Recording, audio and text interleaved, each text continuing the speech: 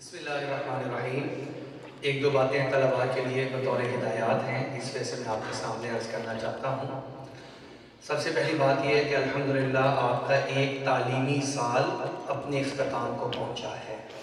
ये अल्लाह का शुक्र अदा करने का मकाम है।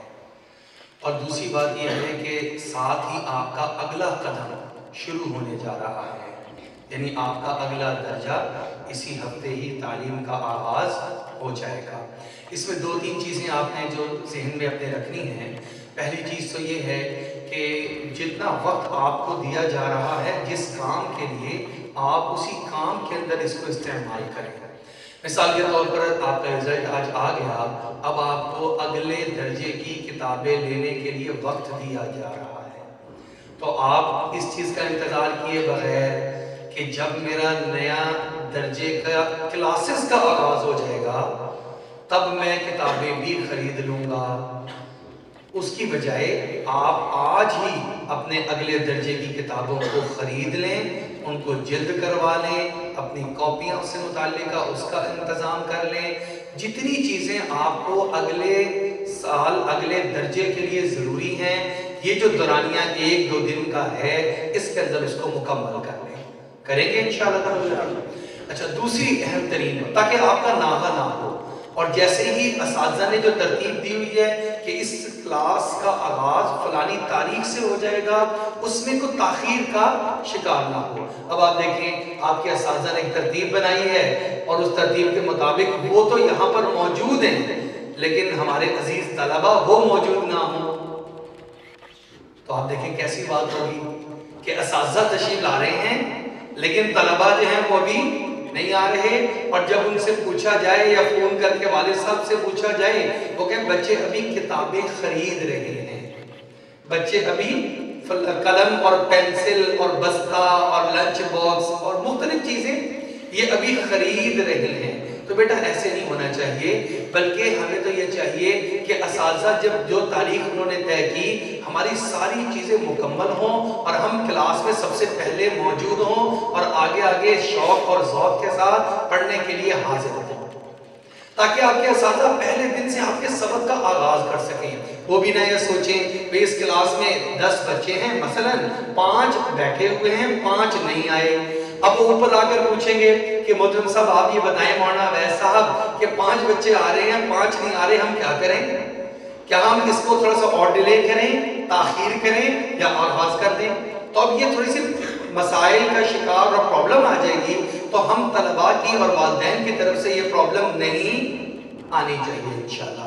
दूसरी बात, अहम बात और ये आखिरी बात, जो जिस ज़माने से आप गुजर रहे हैं ये ज़माना तालिब इल्मी है, ये बनने का ज़माना है, लेकिन अजीब बात यह है कि आपको खुद नहीं पता कि आप क्या बन रहे हैं।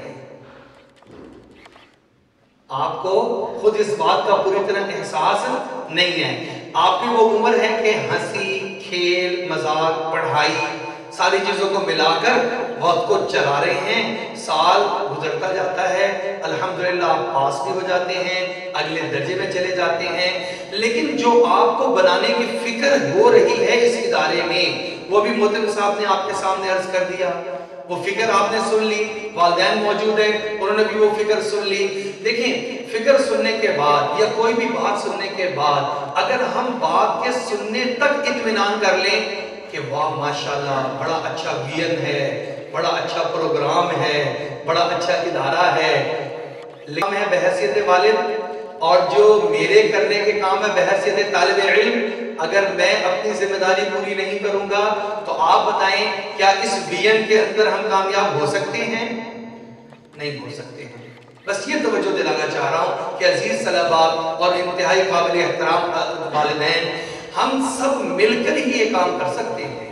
हम तो माहौल फराहम कर सकते हैं, असातिज़ा का तकर्रुर कर सकते हैं, अपनी सोच उनके अंदर मुंतकिल कर सकते हैं, ये काम तो हमारे जिम्मे हैं, लेकिन बहुत सारी जिम्मेदारियां, फिक्र, सोच, अल्लाह से दुआ का मांगना अपनी औलाद के लिए और औलाद का खुद अपने लिए दुआ मांगना, अपने असातिज़ा के लिए दुआ मांगना, अपने वालिदैन के लिए दुआ मांगना।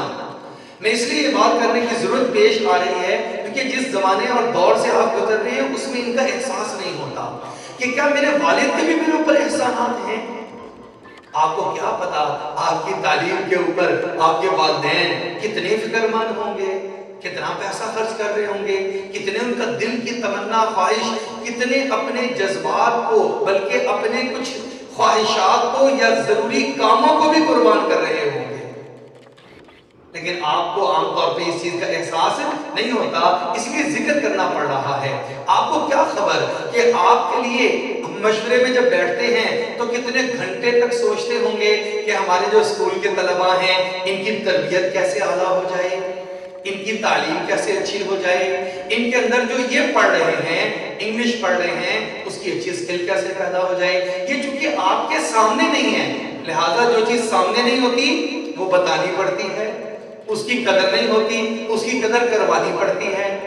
تو آج سے آپ بچوں کے ذمہ یہ کام ہے کہ آپ اپنے والد کے لیے نام لے کر دعا کریں گے۔ کون کون کرے گا انشاءاللہ؟ شاباش۔